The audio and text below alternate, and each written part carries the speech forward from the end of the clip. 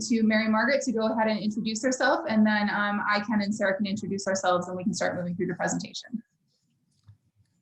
Thanks, Jamie. Good morning, everyone. My name is Mary Margaret Klimpa. I'm the Director of the Office of Sponsored Programs and Research Development, and I'll be introducing the subject before I hand it over to Jamie and Sarah.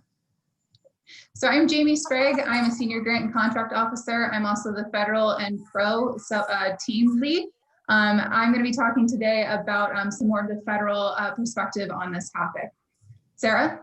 Yep, and I'm Sarah Schlachter. I'm a Senior Grant and Contract Officer, and I'm Cornell's Export Control Officer, so I will be talking about export controls a little later. All right, should we get started, Jamie? Sounds great. So the next slide, please. Thank you. So as Jamie mentioned, this is a repeat version of an OSP Roundtable that was held last November. Some of the information will be repeated, but there are a lot of new developments as well that we're going to discuss. This continues to be a major topic and focus area of discussion at every single professional organization that is devoted to research in higher education. We will pause for questions at a couple of junctures throughout the presentation. And if you have questions, please go ahead and submit them on chat, and we'll address those at those pauses. So before we get into the serious stuff, I wanted to begin by talking about Cornell's commitment to global engagement. So Cornell, as we all know, is an institution where any person can find instruction in any study. We're a diverse community of students, researchers, and faculty representing over 90 countries. Cornell has a strong commitment to global engagement, an appreciation of intercultural differences, and a spirit of collaboration for mutual benefit.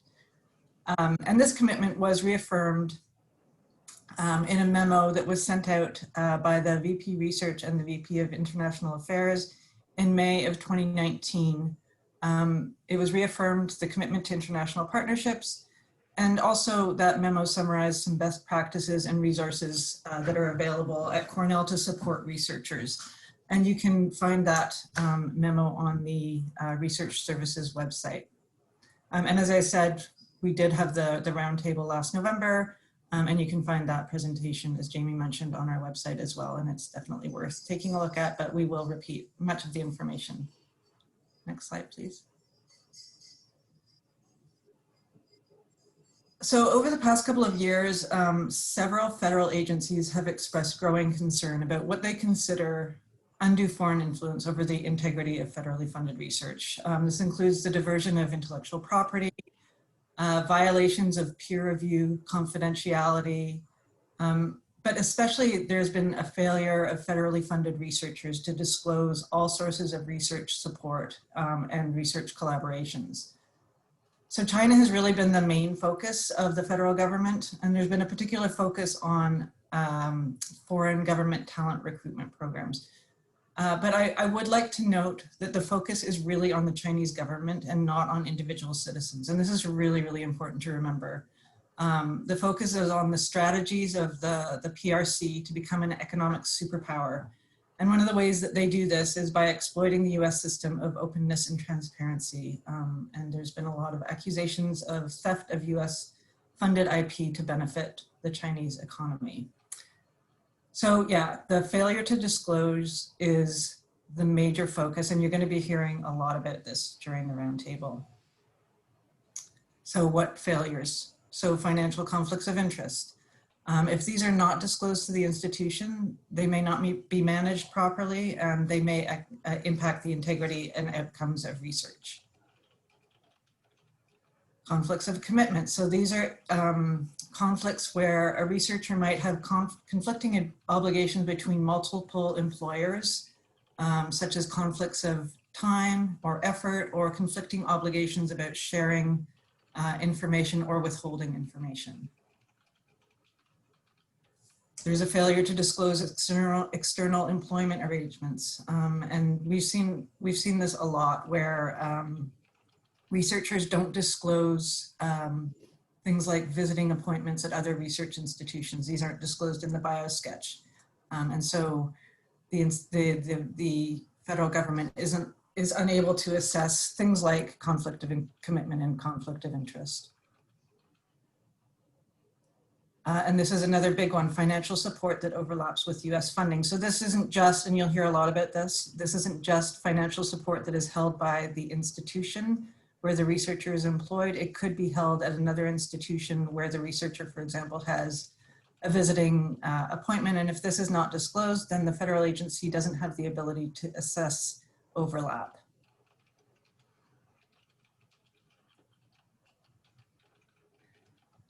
Shadow laboratories at other institutions or parallel research activities at other institutions. So we've seen cases where researchers have appointments at other institutions. They run laboratories at other institutions in foreign countries. They get grants to fund those activities. And those laboratories are often also benefiting from their federally funded research, and therefore there's a potential diversion of intellectual property. And as I mentioned, there have been cases of peer review violations where members of peer review committees have actually shared confidential proposals with researchers in other countries. The FBI has more than 1,000 investigations into China's actual and attempted theft of American technology. And there's been a lot of work with institutions working with their local FBI offices. Next slide, please. So what are higher ed concerns? The big concern is that this intense focus is going to have a chilling effect on international collaboration. Society really does benefit from international collaboration. It enables cutting edge research. It strengthens our international relations. And the focus on foreign influence really has the potential to diminish these fruitful collaborations. And that would be a really unfortunate outcome. But how do we discern the good collaborations from the more concerning ones? And do we have the appropriate tools to actually do this? In the worst cases, you might actually have a bad actor who is intending to deceive, but in some cases, it may be a more naive researcher who signs something that they don't understand or doesn't disclose something because they don't really understand their full obligations of what to disclose. And another fear, or leading from this is, are we really cultivating a climate of fear and suspicion through this intense focus? Especially with the focus on China, where there's a feeling that some nationalities are no longer welcome at US institutions. And that, again, would be a very unfortunate outcome. And we have recently seen negative impacts on foreign students and researchers, and this has been exponentially impacted by the pandemic, where some researchers and students are stranded in foreign countries and are unable to return to their US universities and unable to carry out the research in some cases because of where they're located. And there's a huge administrative burden associated with all of this. As I mentioned, do we have the tools to really review this? So for example, if a researcher discloses something in their financial conflict of interest, and that's not disclosed in a grant proposal, the federal government feels that the institution has not disclosed this because they don't see a difference between our systems. In their minds, if we know something, if one part of the university knows something, then the entire university knows it, and it is our obligation to disclose that. But we don't have systems that talk to each other. So it's really difficult to make sure to review grant applications, for example, and make sure that everything has been appropriately disclosed. And trying to figure out how we're gonna do that is really time consuming, and then doing it actually will be very time consuming.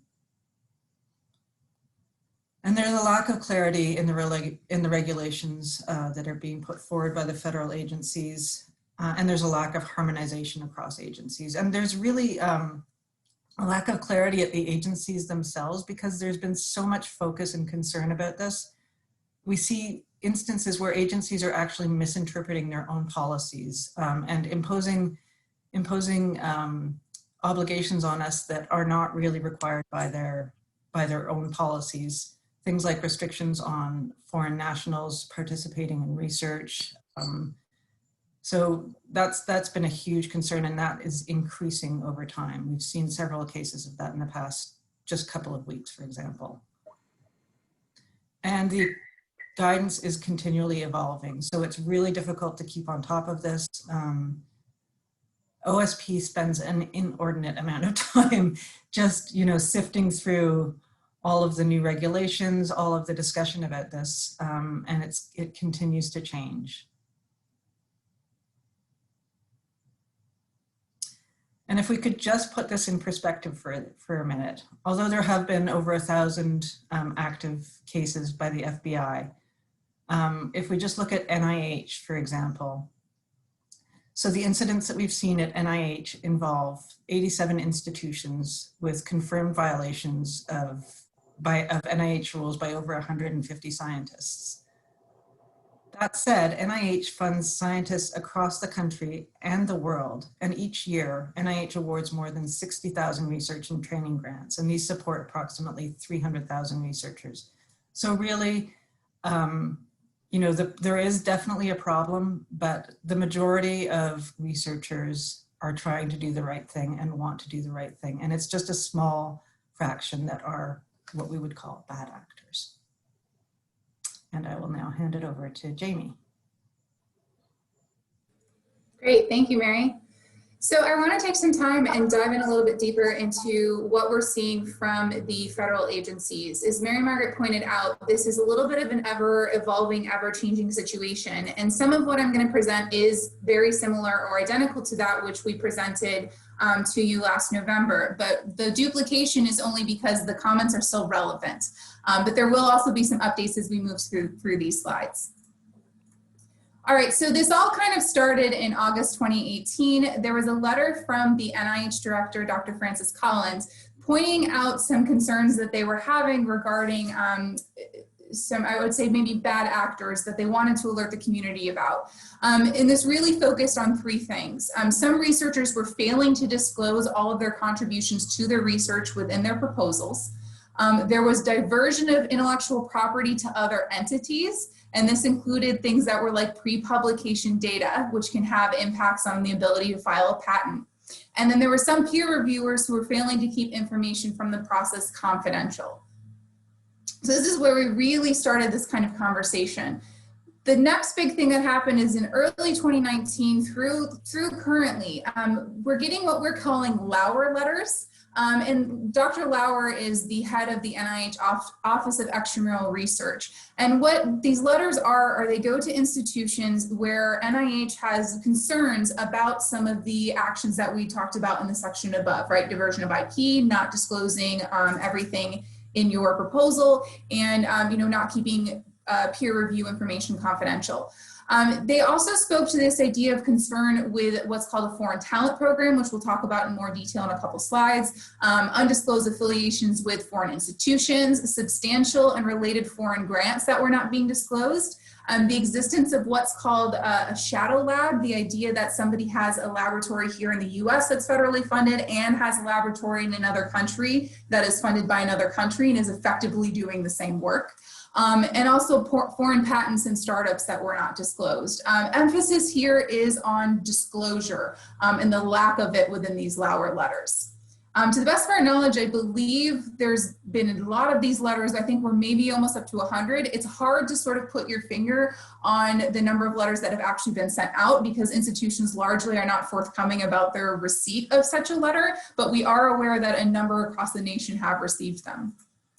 More recently, in July of this year, there was what we call an open mic, which is a blog that is run by Dr. Mike Lauer. And he puts out these blog posts, which I find really helpful within the context of foreign influence because it allows us sort of an insight into where NIH's current concerns are. And that's really what we got in this open mic blog post that he posted in July of this year.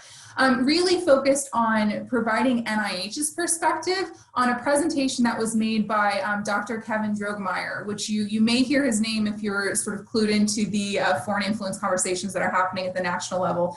He's the director of the White House Office of Science and Technology Policy, And Dr. Drogenmeier gave a presentation to our national research community, really outlining the White House's perspective on a lot of these topics that I found personally really useful, but even more useful hearing from Mike Lauer, NIH's perspective on this. Again, he in this blog post focused on the same concerns that we've seen before, the lack of disclosure from researchers and the downhill effects of that. He also confirmed that there are indeed 87 institutions and over 150 researchers who are currently under investigation. Investigation can be an NIH investigation. It can also include the FBI and the Department of Justice. So these investigations can run the gamut about how serious they are and how mature they are in the process there. But the letter or the information here that he presented also reaffirms the idea that principled international collaborations, which is sort of a buzzy phrase, were still needed and warranted. Back to Mary's comments before in the beginning of this presentation, speaking about how international collaboration still remains important. The takeaway message here, I think, is really that we have to be disclosing all of these relationships and information to not only the institution, but also to NIH in our grant applications. So the big thing that NIH has done to address their concerns regarding possible foreign influence is in the summer of last year, they issued a policy notice and updated FAQs that really changed our perspective on a couple things and gave us some great clarification. And we'll talk more about how to actually implement these later in the presentation. And we've talked about these before in November, and I think some of you are getting used to the idea and the scope of what this means for us, but just to revisit it a little bit again. One of the major things that this policy notice did is clarify that our other support documents that are submitted at just-in-time stage for NIH, the scope of disclosure is all financial resources, whether federal, non-federal, commercial, institutional, effectively anything that is available in direct support of all of the individual's research endeavors have to be disclosed. And the alls there are highlighted and underlined purposefully. What happened here is the scope changed from disclosing what we were used to disclosing, which is that which was at our institution. That which was at Cornell, we could pull from our systems and we could validate as research administrators was true and accurate. This notice actually clarified that the scope is much broader, and we actually, as an institution submitting proposals, are responsible for disclosing not only that which is at Cornell, but that which the researcher may hold at another institution or may hold as an individual private citizen. So what, as a research administrator, it made it a little bit challenging for us because no longer are we able to really support the faculty member or the researcher in completing this document. We now have to start the document and send it to them and say, is this everything? Because there's going to be things that they may have that are outside of our knowledge. So this was a big change for us. The other thing that this policy notice did is reminded us of our requirements under a foreign component, which is the idea of the performance of a significant scientific element or segment of the project outside of the US, whether or not grant funds are expended. Foreign component is something that's been in place for a really long time, but there hasn't been a lot of attention on it. With this policy notice, attention was again brought back to the situation. And again, we'll talk a little bit later about how to implement this. One note I want to make here, though, about foreign component is that a foreign subaward does constitute a foreign component. I think there's a little bit of lack of understanding there across the campus, and I arguably think probably across the nation that a foreign subaward does constitute a foreign component. So keep that in mind as you're working on your proposals. The last thing that this notice does is remind us of our obligation under financial conflict of interest, reminding investigators that they are required to abide by the institution's policies and procedures regarding financial conflict of interest.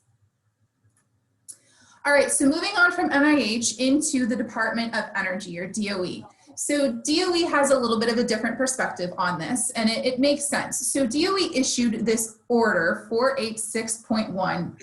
You don't have to remember that, don't worry about that. But effectively what this said is that it mandated that all federal and contractor personnel have to fully disclose, or if necessary, terminate any affiliations with foreign government supported talent recruitment programs. So what this effectively says, and again, think about DOE and what kind of agency they are. They said if you're working for DOE, or if you're a contractor of DOE, meaning you have a contract with DOE, then you effectively have to choose. Are you going to be working with the Department of Energy and effectively the US government, Or do you have a foreign talent program and are you working for a foreign government? And that makes sense when you think of how DOE as an agency is made up and you think of all the DOE labs that are across the nation, right? Their concern is a little bit different from NIH. They're focused on what are our employees and our contractors doing, and to some extent, arguably, where do their loyalties lie and where does their work and their efforts lie? The unique thing about DOE in this order is that it was the first time we actually got a definition from the federal government about what a foreign talent recruitment program is. And we'll talk a little bit more about this later. There is efforts at the federal level to, it's the buzzword, harmonize and define exactly what a foreign talent program is. But effectively, it circles around this idea that DOE first published. We're looking at a foreign state-sponsored attempt to acquire US or arguably any other countries, scientific funded research or technology, right? And they're looking to do this through recruiting programs that target scientists, engineers, academics, researchers, and entrepreneurs working in the US or other countries. So again, first time we saw this definition, and we'll talk a little bit more about how it's been expanded and how we may think about this moving forward. So with this order, this only affected those who were DOE employees or who were contractors. So if Cornell had a contract with DOE, then this would also affect us. However, currently what we're seeing is sort of what we were anticipating would happen, is that sometimes a lot of these things happen at the contract level and then they come down into the assistance agreement, into our grants and cooperative agreements. So we are starting to see language in our solicitations regarding a prohibition related to those foreign government sponsored talent recruitment programs. So we're within the RFP, within the solicitation, we're finding that there is a term saying that prior to award, we have to notify DOE if there are any individuals on the project team, including our subrecipients, who are participating in a foreign government talent program. So we are starting to see sort of this slide into our assistance agreements. We're also seeing now a new requirement to actually have a current and pending support required in your proposal. DOE solicitations to date have been a little bit hit and miss about whether or not that type of information is required in the proposal. DOE is much more moving now towards what we see with NSF and NIH as far as requiring that information at proposal stage. All right, moving on to Department of Defense. Again, a different agency. They are not a civilian agency, so you can imagine that their concerns are slightly different from what we've seen with NIH, who's focused on biomedical research, from DOE, who has a lot of employees and contractors. DoD is going to be a little bit different here. So the major thing we've seen with DoD to date is that there were a number of provisions within what we call the NDAA, or the National Defense Authorization Act. It's an annual authorization act for our Department of Defense. In August of 2018, within that Authorization Act, there were a couple of things that started to address concerns that the Department of Defense is having regarding foreign influence. Speaking to the idea of protecting IP and critical technologies, creating a critical technologies list for export controls, limiting foreign access to technologies, explicitly prohibiting the use of Huawei and ZTE equipment on federal projects. We have seen that actually codified in a FAR clause recently. A prohibition on funding of Confucius Institutes. You'll see some of this in the news, and there is current legislation for this round of appropriations to further talk about Confucius Institutes and put some regulations on there. And then we also saw this section 889, and I'll turn it over to Sarah just to briefly touch on that. Yep, so this section 889 set forth a category of what they called covered or considered prohibited technology, which is technology purchased by one of 6 Chinese entities and their affiliates and subsidiaries. So the entities are Huawei and ZTE, and then there's Hytera Communications, Hangzhou Hikvision Digital Technology, Dahu Technology Company, and their subsidiaries and affiliates. You don't need to remember those names as much as you need to remember that, or remember to screen your subcontractors and your subcontract entities in visual compliance. And I say that because this section 889 said that you can't use any of these covered technologies in federal contracts. So, and we can't receive DoD funding if we're using any of these covered technologies. So again, it's important to make sure that when you're procuring something under a federal contract, but really under any contract, or you're entering into a subaward, that you're screening that entity in visual compliance. Because if you're working with one of these entities, you'll get a positive match, and it'll tell you to basically contact myself or to stop the procurement and not to move forward. So. Great, thank you. So the other thing we saw from the Department of Defense in March of last year was a memo indicating that we should be expecting moving forward in DoD solicitations to see a requirement for current and pending. This again, like Department of Energy, has been a little bit hit or miss in the past, and moving forward, we should expect that this will be a requirement in all of our proposals. All right, so moving on to NSF. So NSF has done a couple things much more recently to address their concerns with foreign influence and making sure all disclosures are made. So in June of this year, the updated PAPPG went into effect and clarified that proposers must disclose all sources of support, foreign and domestic, in current and pending, and all appointments on Biosketches. Again, this was a move, just like we saw with NIH, to all meaning all. The scope of disclosure, again, is not that which is at Cornell, but that which is relative to the entire researcher's portfolio, whether it's here at another institution or privately held. The other thing we saw that was a significant change is the standardization of the formats for the Biosketch in the current and pending. Effective October 5th, which is coming up very quickly, our only options for submitting that information within our proposals will be Science CV or another NSF approved format, of which there is only one format approved for the Biosketch and one format approved for the current and pending. This is done in an attempt to standardize some of the information and make it easier for NSF to be able to review and see where possible issues may lie. There are some FAQs that were released in July regarding the current and pending support, again, because this is a significant change on how things are being organized for NSF. Just clarifying the scope of disclosure. For example, clarifying that gifts don't need to be disclosed as long as they truly are meeting the definition of gift. Cornell startup packages don't have to be disclosed. If there's a startup package from anyone outside of Cornell, then that would have to be disclosed. It addresses situations like that. So if you have any NSF funding, that is an excellent document to read and familiarize yourself with as you start to work with your faculty and researchers to meet these new requirements. The other thing that happened in July is that NSF has published updates to their terms and conditions, which will again go into effect on October 5th. And with the updates to the standard terms and conditions, an additional article was added that now requires us as an institution within 30 days of identifying a situation where current and pending or in-kind support was not disclosed in the proposal, we actually have to now disclose it. So it's going to be really important for all of our researchers and administrators to take a look at the disclosures, make sure we've made the necessary disclosures, and if we haven't, notify your GCO so that we can work through that process. All right, so the other one I want to talk about today is NASA. So NASA has had a restriction on bilateral activity with China in place since 2011. Sometimes this is referred to as the NASA-China restriction. It is a term and condition that is found in every RFP and every award since 2011. Admittedly, more attention is now on this, given that the landscape of the conversation regarding foreign influence and foreign disclosures has changed, which is part of the reason why we want to bring it up again today. So in accordance with the restrictions found in NASA's appropriation acts, right? So appropriations come down from Congress to actually allow NASA to have funding.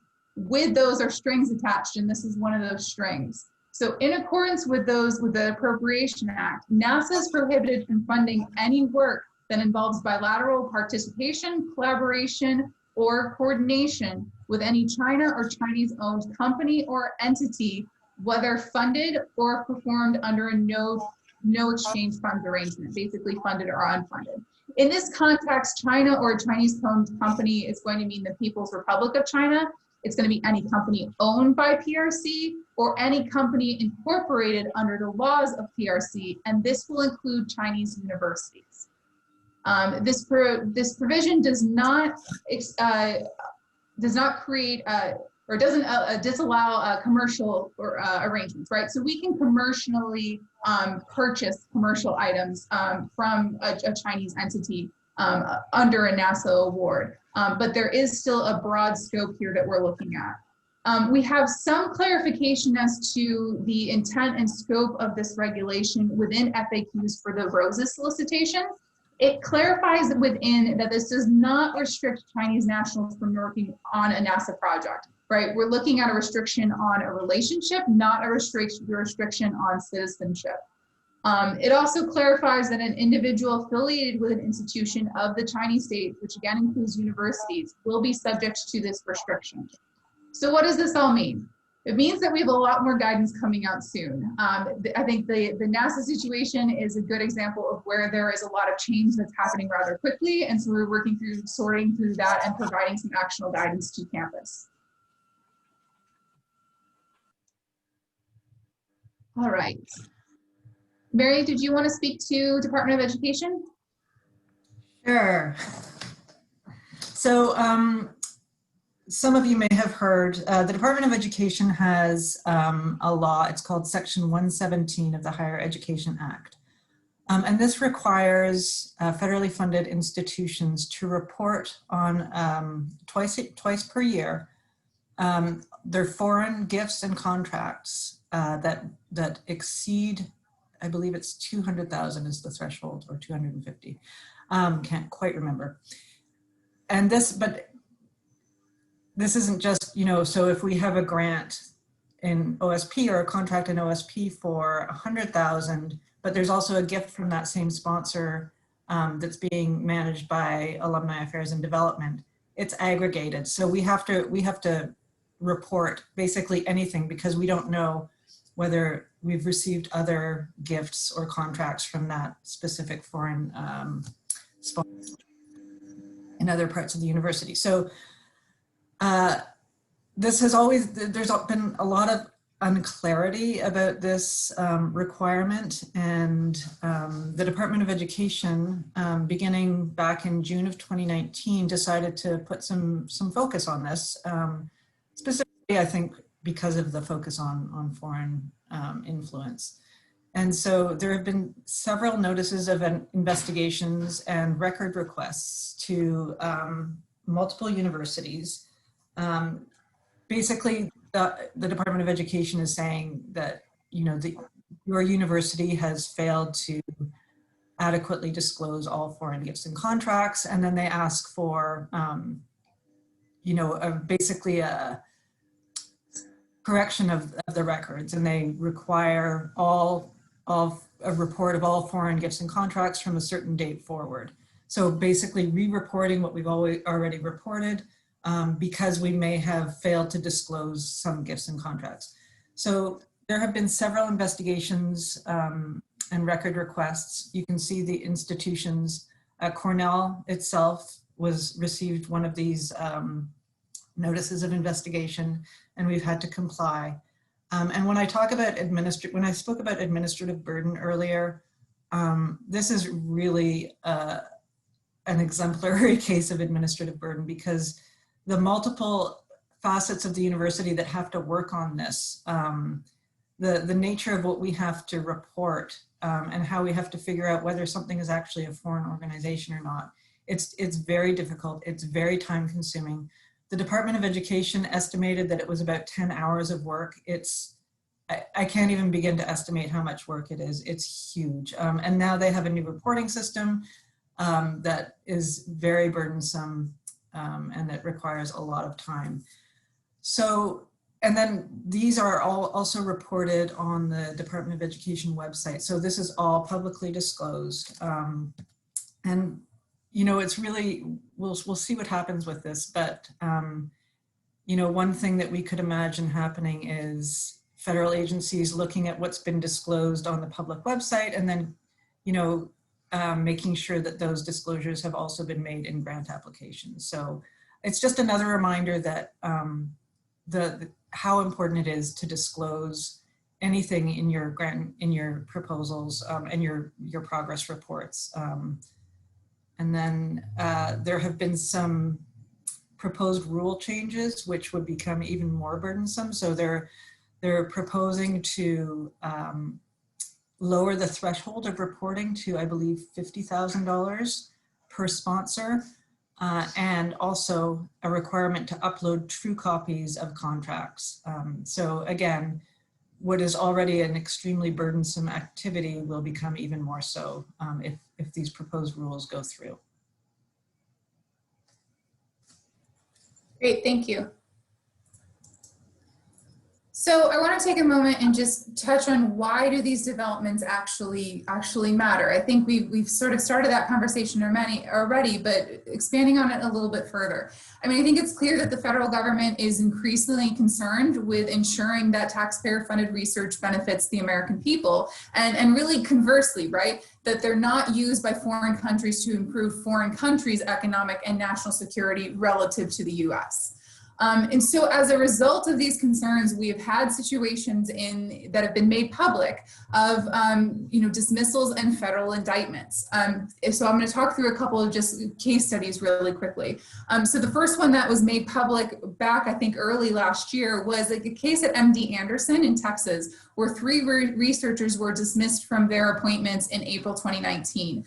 They have found after an investigation by NIH and the FBI to have violated peer-reviewed confidentiality by emailing to a scientist in another country an unfunded NIH grant application.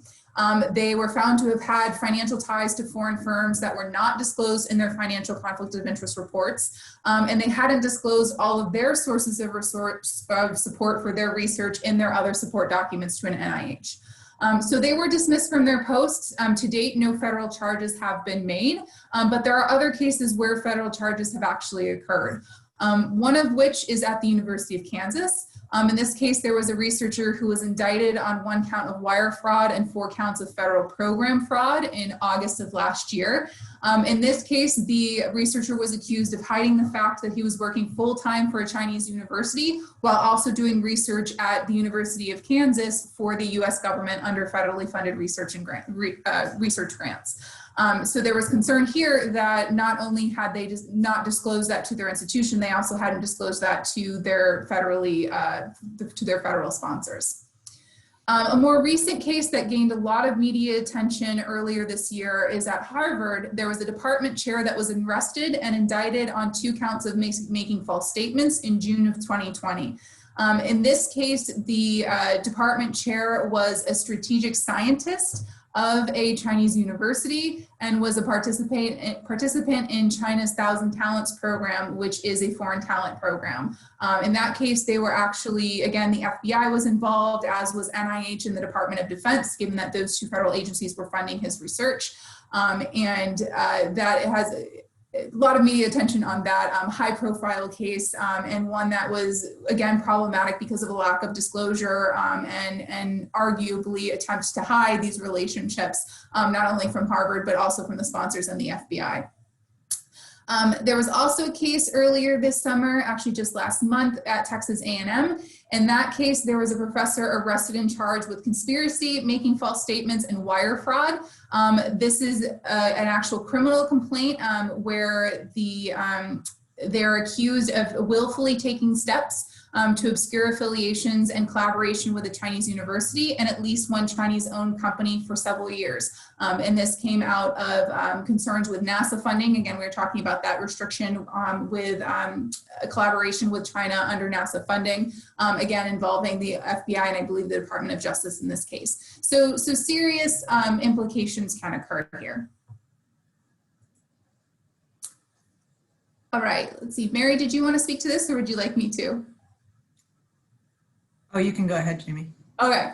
All right. So talking just a little bit more about what actually is a foreign government sponsored talent recruitment program, because we throw this around a lot and it is undefined largely. However, at a recent OSTP presentation, we were given a more concrete version of what this actually is. And so what we're looking at here is it's an effort, either directly or indirectly, to organize, manage, or fund by foreign government to recruit scientists, regardless of citizenship or national origin, right? So this is not just an effort by a foreign country to look to their foreign nationals and pull their research back into their own country, but it's really to absorb, those who are excelling in their fields across the board. So many countries actually support talent recruitment programs for legitimate purposes of attracting researchers in targeted fields and use legitimate means to attract that talent, right? This is not, it's just like sort of in the US, you get an offer from another job position that has better opportunities for you, you may take it, right? And this includes maybe some research fellowships or grants to incentivize researchers to physically relocate, right? But there are some programs who encourage or direct and explicitly direct unethical and criminal behaviors. And that's where it really becomes a problem. There are contracts for participation in some programs, including some sponsored by the Chinese government, that include language that creates conflicts of commitments or conflicts of interest for our researchers. So these are really where we're getting into situations where we've got some encouraged or required unethical or criminal behaviors. And so things that we're seeing in such arrangements would be like a requirement to attribute any awards, patents, or projects to the foreign institution, even if that research, even if that award, that patent, that project is actually funded by the US government. Right, so that is a inconsistency with who's supporting the research, right? There could be the requirement to recruit or train other recruitment plan mentors and requirements to actually circumvent a merit-based process. Again, a concern for our research. There can also be requirements to replicate or actually transfer US funded work to another country. And there are examples of contracts that have come out of these talent recruitment programs with terms that explicitly indicate as such. So we did have a situation, I'm sure there's many others that are happening here as well as across the nation, of an actual attempt to solicit participation in a foreign talent program. So this was an email that somebody at Cornell received just last month, soliciting possible participation in a foreign talent program. So these are happening. I think this is a good example of something that could be received, and we need to be aware of it and alerted to the possibility that this could be problematic for the researcher as well as the institution. All right, we wanted to pause for questions since we've reviewed the federal landscape and see if we've got any questions that we can answer at this point. And I know I've seen a couple on chat, so I just wanted to see what we've got.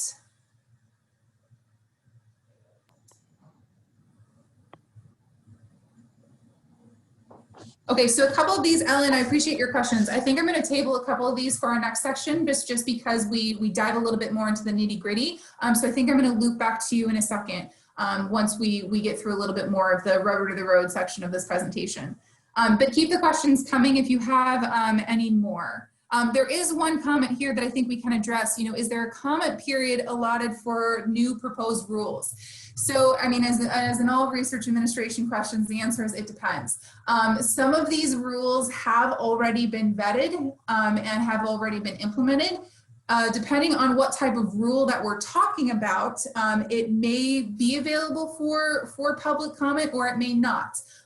What happens in Congress and what Congress agrees to put into the Appropriations Act is not something that we as public citizens get to largely comment on. I mean, we can always contact our Congress people, but those are not put out for public comment. Things like proposed rules are sometimes put out in the Federal Register where we can comment, as well as NSF and some of our other federal agencies will put out possible new policies and procedures for comment. But many of that which we've discussed today are already in place. Not to say that there won't be new ones in the future for us to comment on. Let's see, another question here. Any guidance on NEH or Department of Education? Yeah, so the one thing I want to say is that this is an ever-evolving situation and environment here. So while we've chosen today to focus on those agencies who have explicitly put out guidance, we are expecting the rest of the federal agencies to provide us guidance in the coming weeks, months, years. This is still new for many institutions, agencies. They're trying to get their handle on what's required of them, what exactly are the federal concerns, how to implement this. So not every agency actually has their guidance published yet. As they do publish it, we will of course be giving you guidance and talking you through it. And we'll talk through in the next section just a couple of practical steps that you can put in place for agencies who have not explicitly outlined what their requirements are. All right, so I want to keep us moving along. Again, we'll touch on some of these questions as we move into the next section, where we're really going to talk about, well, what does this all mean? Right? So what actions should researchers and research administrators take in response to all of these foreign influence concerns that we've discussed? The number one that we sort of keep beating our drum about, and I think the federal agencies keep beating the drum about, is really the need to disclose all support in our other support or current and pending documents. So diving a little bit into the agencies here. For NIH other support, what are we looking for? Again, it's all resources made available to the researcher, regardless of whether or not they have monetary value, and regardless of whether they are based at an institution the researcher identifies as the current grant. So regardless of whether it's here at Cornell or it's them as an overall researcher, we're looking for them as an overall researcher regardless of what affiliation they may have.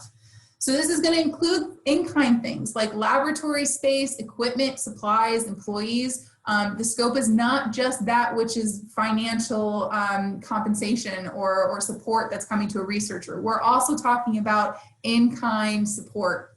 It's also going to include all positions, both foreign and domestic, that are relevant to an application. And this is going to include any affiliation with foreign entities or governments. So whether they're titled, professional, if they're paid or unpaid, full, part-time, voluntary, courtesy, any of those affiliations have to be disclosed. In general, the idea here is an all means all approach. If there are questions about whether or not it should be disclosed, you are always welcome to contact your grant and contract officer. But because there is so much attention on the full disclosure of somebody's portfolio, it is my advice to move more towards the conservative approach of disclosing rather than not disclosing. But again, have that conversation with your researcher, have that conversation with your grant and contract officer, and we can work through the process of what does and does not need to be disclosed.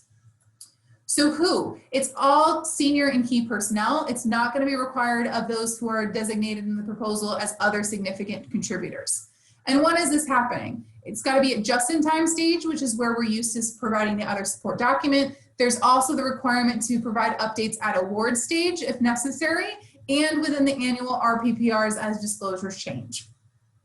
So NIH has actually published a really handy chart, and the link is there at the bottom to outline under what circumstances what disclosures need to be made and where. NIH, I think, is aware that this is a new era for us. We are working to organize ourselves and make sure we are being compliant, and the regulations are not always entirely clear because the answer in a lot of these situations is it depends. So they've given us this great chart to help start to work through that process. Again, link is at the bottom below and can really help us understand where and how we need to be filling out these disclosures. So moving along to another sponsor here, NSF. So again, as I mentioned, in June, NSF released the updated PAPBG, which included expanded requirements for current and pending support. So again, just like with NIH, we're looking at all current and pending support for ongoing projects and proposals, regardless of the source, and regardless, again, if it's held here at Cornell or if it's held by the researcher at another institution or as an individual private citizen. It's going to be for all senior personnel, and it's going to be at proposal and at award stage. Table award stage for a minute. I'll talk about that in a second. I want to touch first on the proposal stage. Oh no, let's see, there it is. Sorry, my slide, it looked like it was cut off for a second. So it's a little bit complex with NSF about where in the proposal the disclosure has to go. I've created this chart to really take what is a long narrative description by NSF and try to make it a little bit more actionable. This is available on the slide and also on our website. But effectively, we're looking at there needs to be a disclosure. If the item is being used for something that is on the project, we may be looking at facilities and equipment and other resources as the location for that disclosure. If it's not intended for use on this specific project, we may be looking at current pending, or it may actually not have to be reported to NSF. So again, I would highly encourage anyone with NSF funding to review this chart, review the requirements, and work with your GCO where you have questions about where the disclosures need to be made. But again, note here, just like NIH, the disclosure is that it's everything, and it's going to include in-kind also, which is a departure from what we've done in the past. So speaking of award disclosures for NSF, and I touched on this briefly before, so effective October 5th, all of our standard NSF award terms and conditions have been updated to now have a post-award reporting requirement regarding current support and in-kind support.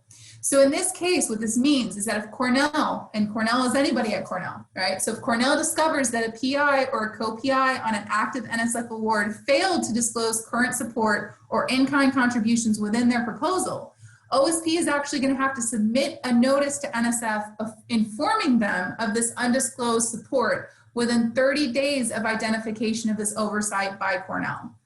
So this is going to require all of us to be extra diligent about what we have disclosed and what maybe needs to be disclosed now. So after we make the disclosure, NSF is going to review it, and after possible consultation with OSP, depends on what the review looks like, NSF is going to determine the impact of the new information on the award and whether there's actually action that needs to be taken as a result of this additional information. So speaking to the question we had earlier, speaking to the question we had earlier about what about other federal agencies, right? So the key here right now is to follow the written guidance, right? So look to your sponsor's RFP, look to their guidelines, look to their standard documents about submitting a proposal to see what is actually required. And where inappropriate, I would highly encourage everyone to be interpreting the word all as all sources of funding, again, not just that which is at Cornell. Again, when in doubt, we are looking to disclose. All right, so moving on. The other thing that we can do as researchers and research administrators is to look to making sure we're disclosing all appointments in the Biosketches and CV documents. So for NIH, again, we're looking all means all positions and scientific appointments, domestic, foreign, anything that's relevant to the applications, including affiliations with foreign governments or foreign entities. So that could be a courtesy appointment, right? It's required for all senior and key personnel and other significant contributors. So there's a departure there from the other support to the Biosketch and the CV. It's required within the proposal, and if any updates are made or prior to the award, and as requested by NIH. I'm sure many of you have worked with us with some prior approval requirements where sometimes these documents are requested and therefore need to be updated. NSF, again, same situation. It's going to be all the individual's academic and professional appointments, beginning with the current appointment. So we're looking again, all means all.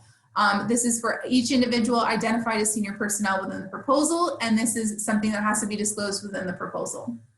And again, with all of our federal sponsors, look to their written guidance, and where appropriate, we should be interpreting all to mean all appointments, not just those at Cornell, or not just those that Cornell is aware of. It may require a conversation with the PI to make sure that all of their appointments and courtesy appointments and affiliations are included in their Biosketch.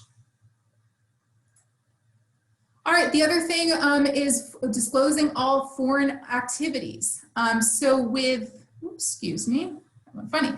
So with NIH, we're looking for NIH's definition of what's called a foreign component. And it's where we have any significant scientific element or segment of a project that is outside of the US. So it could be performance of work by a researcher or recipient in a foreign location, whether or not actual NIH funds are expended. So if you have a collaborator who's named on the project who is, for example, at Max Planck, we would need to include them as a foreign component. Could also include performance of work by a researcher in a foreign location that is employed or paid by a foreign organization, again, regardless of whether NIH grant funds are expended. It's not about whether the funding is expended, it's whether there's a relationship with the proposal and with the project that's to be funded by NIH. One point of clarification here, foreign vendors do not constitute a foreign component, which is great. The scope is a little bit smaller. So when is this required? It's required in the proposal. There's a foreign justification that has to be attached to the R&R other project information form. And please note that adding a foreign component after the award is made, it does require prior NIH approval. So if there's a new collaborator that you want to bring onto a project that happens to work at an international location, or maybe somebody on the project wants to go work at an international international location with a collaborator, that would be something that we'd actually have to get prior approval for by NIH before implementing. For NSF, there's a couple different places where a foreign disclosure activity would go. On the cover page, there is a spot for international activities, which we're talking about research, training, or education that is in cooperation with international counterparts. Again, this is something that goes on the cover page to the proposal. Same with this requirement, situations where NSF funding is going to an international branch campus of the US. An example of this would be if NSF funding would be going to Wildcutter. Again, this is on the proposal page. And then funding of a foreign organization, again on the on the proposal cover page. And this is a situation where NSF funding is actually provided to a foreign organization, either via a subaward or a consultant arrangement. So again, subawards are included in this. Again, with our other federal sponsors, we're looking to follow their written guidance, and when in doubt, disclose. That's definitely the mantra moving forward. All right, moving on to our conflict of interest report. Mary, did you want to take this? Sure. So as part of the effort to make sure that all of these things are disclosed, we looked at our conflict of interest report to see if we could use this to ensure that there's an ability to cross-check disclosures from, conflict, what's being made to the institution and what's being made at the federal proposal and award level. So this, we reviewed the conflict of interest report, and for this annual cycle that passed just in April, May, there was a new question that was asked about, so respondents were asked to provide information about their relationships with outside entities, whether these relationships are paid or unpaid. And so the relationships that had to be disclosed are any non-Cornell entity, whether foreign or domestic, on behalf of which a respondent is working or has traveled, including any of the following. So visiting or other academic positions at domestic and foreign institutions, work or travel on behalf of any of the following, whether domestic or foreign, so academic institutions other than Cornell, US and foreign governments, nonprofit or foundations, nonprofits and foundations, industry and trade groups, etc. And so we were asking for specific information about these relationships to be reported, including the legal name, the country of the outside entity, the role, whether it's paid or unpaid, and the number of days. And the idea is that we're, as I mentioned before, that we don't have systems that speak to each other. So, and in order to ensure that our researchers not just disclose to the institution, they also understand what to disclose to the federal government.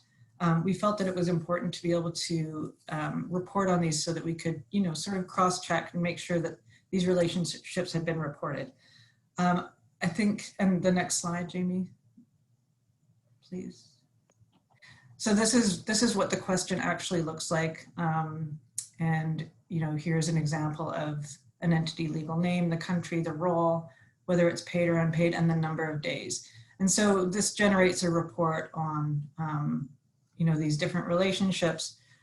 I think what you can expect to see in future years is additional questions because these reports are not necessarily giving us the information that we need to know. So for example, if I see that, a researcher disclosed an academic appointment at a foreign organization, and I want to ensure that that appointment was disclosed in the biosketch, it's very difficult to do that without knowing when that appointment started, when it ended, versus when the proposal was submitted. So the proposal may have been submitted in 2017 and the appointment only started in 2019, and we have no way of knowing that from this report. So I think you can expect to see more information being requested.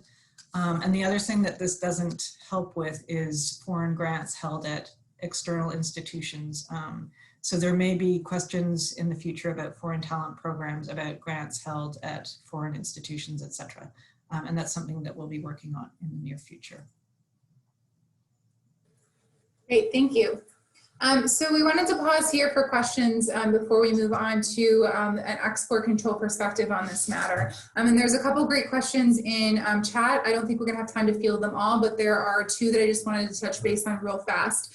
And so one of them is this idea of emailing an unfunded proposal being a violation. So the question is, does this mean that we cannot send a proposal to subawards or collaborators listed on the proposal as well? So I don't believe that that's the case. I think what we are concerned here with the unauthorized disclosure of a proposal is more from a peer reviewer's perspective, right? So all of our, not all of our researchers, but many of our researchers and researchers across the nation participate in these peer review panels to help make funding decisions for our federal agencies. The concern is that those individuals working within the context of reviewing those proposals for federal funding were then taking the proposal and sending it out to another entity, and that's a violation of confidentiality, which makes sense. If you submit a proposal to a federal agency, you want to know that that proposal is going to stay with that federal agency and your ideas are not going to be shared anywhere else, because much of that may be pre-publication data and maybe something that you and your lab have worked a very long time to accomplish. So I don't think that there's any concern with taking a proposal that we're working on and sharing that with our collaborators on that proposal, whether they be just collaborators or sub-recipients. We're looking for disclosures, or the problematic disclosures are those that are beyond that, sharing somebody, effectively sharing somebody else's work, right? It's an ethical violation, it's a confidentiality violation. We're working together to put together a proposal doesn't come to that level of concern. I don't know if Mary, if you have anything to add to that. No, I absolutely agree with what you said. Great. And then the other question here that I wanted to touch base on is if a graduate student in the lab is funded through a fellowship from a foreign country, and in parentheses here it says not a foreign talent program, would that need to be disclosed, and if so, where, particularly for NSF and NIH? So this is a bit of a challenging question, and I think my first reaction is going to be it depends. Right, it's going to depend on the actual agreement between the student and the institution they're coming from, whether there's an agreement between that student and Cornell to actually come here, whether that student's work is related directly to the project in question, whether the sponsor specific requirements require that type of disclosure within the current pending or perhaps within the other support or facilities, equipment, and other resources section. It's going to be an it depends that we have to sort of sift through a little bit based on the actual specific circumstances present. So when you have these questions, please do review the guidelines. We have a lot of resources at the end too that we've developed here at Cornell to help answer these questions. But again, also engage your grant and contract officer who can assist in that process of understanding whether or not it's a required disclosure. Okay, so I think there are a couple other good questions that are here. I'd like to move on to Sarah's export control perspective on this matter because it is an incredibly important part to the conversation. If we have time at the end of the session, we can look to more questions. Otherwise, we have them recorded and we're happy to follow up after the presentation. So Sarah, go ahead and take it away. Yep, sure. Next slide, please. Next slide. So as I mentioned earlier, my name is Sarah Schlachter and I am the Export Control Officer for the university. So Jamie and Mary Margaret have really been talking about disclosing foreign relationships on federal grant applications, and that's become a really large focus of the government. So what I'm going to talk about is the intersection of export control laws here, and they really do intersect because the government's prime focus and the thing that's being stressed here is undue foreign influence on our research. So there's two components to that. There's the disclosures we make to the government, but then there are the actual laws on the books that we have to follow, laws that have consequences that can include jail time and monetary penalties. And those are your export control laws. And that's my area of responsibility for the university. So briefly, export control laws restrict the release of commodities, software technology, and information that may have military security or strategic use. But don't let those words like military security and strategic use make you think that you're not dealing with it, because you are dealing with stuff that's export controlled. Our computers that we're working on right now, our cell phones, they're all export controlled. Export control laws apply to physical transfers out of the country, but they also apply to transfers within the country. They apply to US citizens wherever they're located. So US citizens in France or in India are going to be subject to US export laws. And they apply to everyone in the United States, regardless of citizenship. Now, this becomes really important in research because of something that we call the fundamental research exclusion. And here the government has said that if your research results qualify as fundamental research, then they're not subject to export controls. Now, this is how we at Cornell and every other institution in the US are able to do what we do. So we're allowed to do research on highly controlled fields, especially in areas like engineering or physics, because the government has said, if it's fundamental research, meaning you can publish it, you can talk about it, the intent is not to make a commercial profit, but the intent is to disseminate knowledge for the greater good, then you're exempt from those export control laws in as far as your research. And we're going to talk about that a little bit more. But fundamental research is destroyed if we accept any clause in the contract that labels our research as proprietary or confidential, if it gives the sponsor the right to approve or disapprove publications, or any clause that restricts participation in the research based on nationality or citizenship. And the reason for this is it's common sense if you think about the intent of the fundamental research exclusion. The intent is to broadly disseminate our research and to not have restrictions placed on participation. Once we start restricting things, once we give the sponsor the right to approve our publications, it's no longer unbiased, fundamental, publicly available research. We're starting to venture into that commercial realm. Likewise, our research needs to have participation from all nationalities. And once we start restricting that, we're no longer doing fundamental research and we're going to be treated the same as any other defense contractor. And that's where we'd get into a lot of problems. Next slide, please. So proprietary information, this is something that's become a big issue lately, so I wanted to talk about it. When you're doing fundamental research with another company or with the government, you may often find yourself in the situation where you're receiving third-party information. So let's say you're working with a Boeing or you're working with the Department of Energy, and they're providing us, the researchers, with their proprietary information. Now that information is not excluded by the fundamental research exclusion. That information is still considered export controlled information if it's controlled. So proprietary technical information from a third party, and this, I'm going to define it, but it's defined as technology for the development, production, or use of a controlled item. This should always be treated as confidential, meaning access by certain foreign nationals in the US is prohibited. Now, when in doubt, come to me. Your grant and contract officers have been trained to negotiate clauses in non-disclosure agreements that say, if you're giving us export controlled information, you need to tell us that, and it needs to be labeled as such. So we do have security in place up front that your grant and contract officers are going to be working on.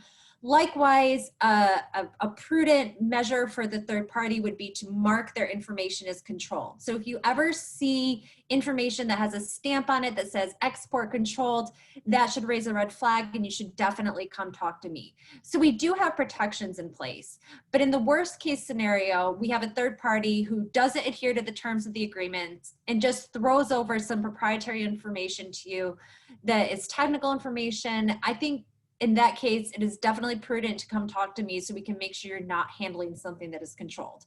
And why is that important? Well, we don't restrict, obviously, participation by foreign nationals in our research here at Cornell. And disclosure of controlled technical information to a foreign national in the United States is still considered an export to that individual's home country. So you see where I'm going with this. If we have a citizen from Canada working in a lab here at Cornell and they receive proprietary controlled technical information, we could have an export violation. If we store that kind of information on our server, we could have an export control violation because we don't screen our IT staff for citizenship because we do fundamental research.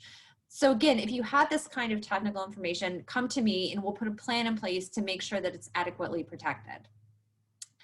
And then I say minimize the receipt of proprietary information. If it doesn't need to be here, if we don't need it at Cornell, then it's better not to have it. It's just another risk for us. And of course, we want to minimize our risk, especially in this area. Next slide. Visitors. This is another issue that's become really important to the government, and it ties in a lot with what Jamie was talking about, because I know the government agencies have been looking more and more about what visitors are allowed into research labs, how we vet them, and that kind of thing. Now, currently Cornell does not have a visitor policy. I know certain departments have visitors policies, and you should always check with your department to see what those are. So right now I'm going to talk about some best practices. PI should know who is in their lab at all times. You shouldn't have some random people walking in off the street, going into your lab and snooping around. I mean, I hope that doesn't happen, but you know, it's worth mentioning. Best practice, records should be kept of visitors' name, affiliation, date, and purpose of visit. Visitors and their current affiliation may be screened using visual compliance software tool. Visual compliance is a tool that Cornell has access to and that I administer, so you can always come to me with more questions about this. It's a tool that screens literally tens of thousands of names against different government watch lists. So the US government has put out different lists of individuals and companies who we are prohibited from working with on various levels. Certain individuals we cannot do as much as enter into a contract with. Under other individuals, we can't enter into contracts that involve certain subject matters. So there's a whole different, there's all sorts of different restrictions that could be placed on both individuals and their companies. And if you want to know if someone in your lab is on one of these watch lists, then screen them in visual compliance. All your HR reps have access to visual compliance. All your OSP grant contract officers have access to visual compliance, and you can always come to me and say, hey, I have John Smith coming from this company. Can you do a quick screening and make sure that he's not someone we need to be concerned about in that regard? And I'm happy to do that. Likewise, if you're an administrator or someone who would like access to visual compliance, come to me and we can certainly set that up. Visitors cannot have access to any proprietary, confidential, or controlled information. And when visitors are in your lab, you should ensure that that is secured and out of sight. That is for a variety of reasons. Number one, our non-disclosure agreements only allow disclosure to Cornell employees. So that would be a breach of the non-disclosure agreement. Number two, and what I'm more concerned about, is the export control issue. If we haven't verified citizenship, the simple visual disclosure of controlled technical information could be a violation of export control laws. Ensure proper onboarding and offboarding procedures are followed. Like I said, I've worked with HR and there are certain procedures that they follow to screen for export control concerns. So always make sure you're following those when you have long-term visitors. And I guess I mentioned this, remember your college may have their own policy regarding visitors. Next slide. International travel. The Office of Foreign Asset Controls, we call it OFAC, they administer and enforce economic and trade sanctions based on US foreign policy. So what does this mean? OFAC makes travel to certain destinations illegal without a specific or general authorization. So travel to Iran, Cuba, North Korea, Syria, Sudan, the Crimea region of Ukraine, and Venezuela needs to be reviewed and approved by myself. That is because travel to those countries is basically illegal. There are certain exceptions built into the laws and there's licenses that are available, but without knowing what those are and knowing what authorization you're traveling under, your travel is likely prohibited. So those are the really high risk destinations that I need to know and approve. Cornell's International Travel Registry, I've included the link here. This is mandatory for everyone traveling internationally. This is new. It used to be mandatory only for students, staff, and faculty traveling with students. Now it is mandatory for faculty as well, traveling internationally. This is really important. There are so many benefits of registering your travel in the travel registry. I mean, obviously it's mandatory, but also we have international travel response teams that will flag high risk travel or anything that I need to know about so we can make sure that all our export control concerns are taken care of. There is a Cuba-specific process. So there's a license that allows certain students to travel to Cuba under some very specific circumstances. So if you think that may be relevant to you, the link is right there. There are new filing requirements for anyone going to China, Venezuela, and Russia. And we don't have a lot of time, so I won't go into this in too much detail. But if you or someone you know is traveling to one of those countries, please contact me and we'll discuss it in more detail. But the summary is that if you're bringing any export-controlled equipment to one of those countries, it needs to be registered with the government. Export-controlled equipment includes all of our laptops, all of our cell phones, all the software installed on them. So chances are you are bringing something controlled. Loaner electronics, central IT as well as your department IT staff does have loaner laptops and cell phones available. So those are always a really good option when you're traveling to a high-risk destination. We had, and I threw a case example in here that I like to talk about. I want to mention that it's not the common carrier's responsibility to ensure export control compliance. So airlines, travel agencies, they can sell you a ticket to go to Iran, but that doesn't mean that you're not breaking the law by buying that ticket. It's not their responsibility, it's yours. We had a case where a faculty member traveled to Iran, she came back, she submitted her reimbursement. The bank that we submitted the reimbursement to said, hey, we think this is illegal. Long story short, they came back to us and it turned out that her travel to Iran actually was illegal and we had to file a disclosure with the government. And luckily in that case, we just got a slap on the wrist, but it is definitely not something that we want to happen again because that was our first and hopefully only violation. So like I said, high-risk countries, come to me and we will we'll figure out how to deal with it. So I think that's it for me. Next slide. Yes. Excellent. So we wanted to make sure that everyone has resources in which to address both the disclosing your foreign affiliations and collaborations and activities, as well as from an export controls perspective. So up here at the top, we have authored a webpage here that is the first link that really dives into this whole topic about foreign collaborations and support, has a lot of links within this page to other resources, including detailed pages covering both NSF and a separate one covering NIH expectations. So for those of you who have some questions about some of the idiosyncrasies of working with those sponsors, I would highly encourage that you go to this page, and actually the second one too, the first two links here done. And that really takes a deep dive into some of the NSF and NIH guidance, and it's suitable to be read by a research administrator, but also by a faculty member. So it's out there for broad dissemination, and I would encourage you to broadly disseminate that information as needed. We also have here Cornell Navigate that can be very useful in navigating some of these situations, especially as they were in regards to some of our foreign agreements that do not go through OSP, as well as travel and tax considerations also. We also have Cornell's export control website, a wealth of information available there, as well as Sarah's contact information and a general email inbox for export controls. So any export control questions or concerns can absolutely be directed there. And then at the bottom, we also have COGR, who is the Council on Government Relations. It's a national organization. There's a commentary on disclosing other support and other resources funded by NIH. Again, more NIH specific information. It's a good overview and commentary about some of the things that are going on with NIH. So if you have NIH funding or a heavily NIH funded unit, I would encourage you also to look to that resource. The other resources that you always have is all of us. You are always welcome to contact your grant and contract officer if they're uncertain of the answer. To Sarah's point with export controls, but also with the federal sponsors, they are all trained to work with their team leads, work with Sarah, work with myself, work with Margaret to figure out how to navigate a situation. And some of these are tricky and complex.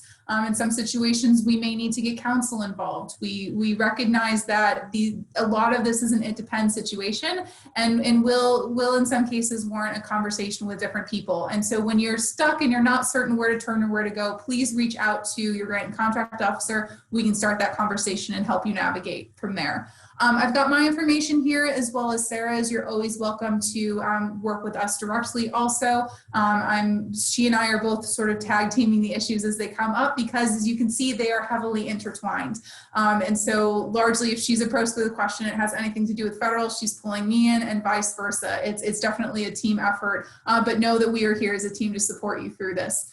We also have the export control mailbox listed here, as well as our global operations email if there's questions regarding those things too. So I wanted to move on and give an opportunity in the last couple minutes to touch base on questions. There was one comment that was made in the chat to me that I just wanted to bring up because it sort of triggered one of the thoughts that I had. And sort of the idea of the comment was, you know, how are we ensuring that everyone is aware of this, right? If I've got a chair or a director, do they know about all of this? Do they understand the scope of their required disclosure, let alone that of the faculty and researchers in my unit? And the answer is they may not. We are trying to reach out to campus. We are doing it through the roundtable last year, through this roundtable, again, which are both posted online, and you are welcome to share them. We are getting out information to our listservs. So if you're not on our listservs, please do sign up so that you're aware as these updates are made in, and we send information out that way.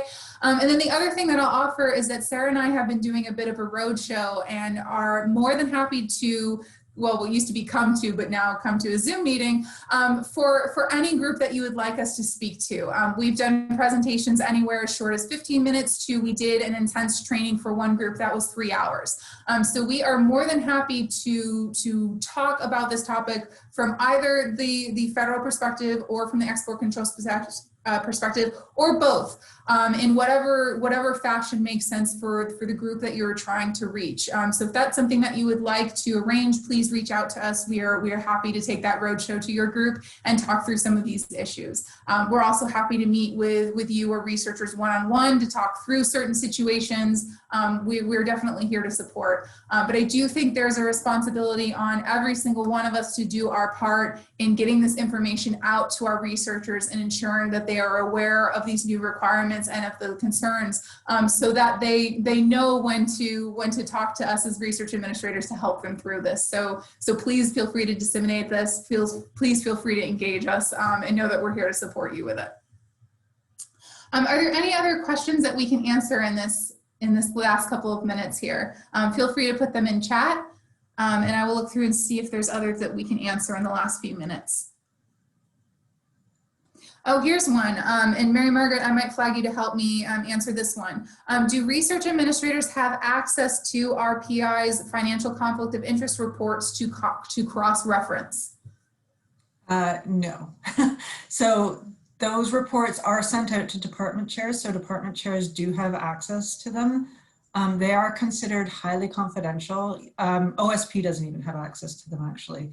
So when I talked about the report, that's a report. It's not the full conflict of interest disclosure. So no, there is no way for research administrators to access those reports. Great, thank you.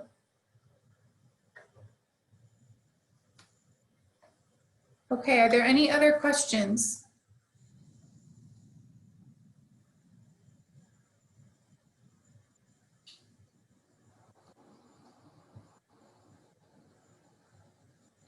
I guess I would just go back to that same question and reiterate what Jamie had said.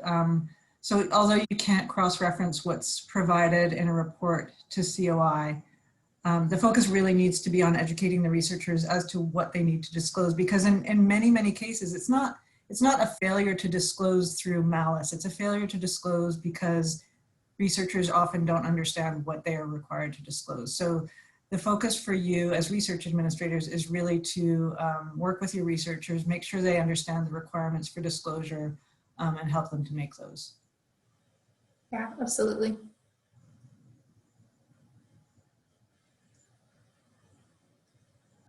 All right, I'm not seeing any other questions, which is totally fine. Again, you have our contact information. I'll flip back to that slide real fast. Just to make sure that you have it here. Oh, let's see, we did get one question here. Yeah, so following up with department chairs in this part, what are chairs doing with that information, and do we know that they're looking at it? Excellent questions. I think this is an ongoing conversation and something that we need to be continuing to help our department chairs and our researchers be able to understand what the requirements are. So in some cases, from a more practical perspective, in some cases, I've seen unit administrators who have sent an email to all of their faculty summarizing some basic requirements of the sponsor that they work with most often. And then offering their support where questions arise. I've seen others share their notes from attending the session we did like this last November and sharing that with the full faculty. I've had others invite Sarah or I to faculty meetings to talk about this. Again, it's getting it out, the information out to your stakeholders in a way that is digestible to them and appropriate to the work that they're doing. Because this topic covers such a wide scope, it may not, if you're fully funded by NSF in your unit, then the NIH conversation may not be relevant to you. So I do think there's some responsibility on the research administrators in the unit to determine how best to reach out to these people and in what manner and what information they really need. But if you need some help sort of navigating that and talking through that, you can always reach out to us and we can sort of help you strategize a little bit too. And if I can just comment on what reporting chairs are doing with the information from the conflict of interest report. Cornell does not have a separate reporting requirement for conflicts of commitment. So the conflict of interest disclosure is really designed to capture both conflicts of interest and conflicts of commitment. So what chairs are looking at when they get those disclosures is really the conflicts of commitment. So they want to make sure that researchers who are employed by their college or department don't have conflicting commitments that they are unaware of. Great. All right, we are just at about time. I want to thank everyone for attending and participating. I think this is a really valuable conversation that I'm sure we will be continuing to have over the next coming months. Again, reach out to us if you've got any questions or concerns. We're here to help you. Otherwise, thank you, and we will see you at the roundtable next month.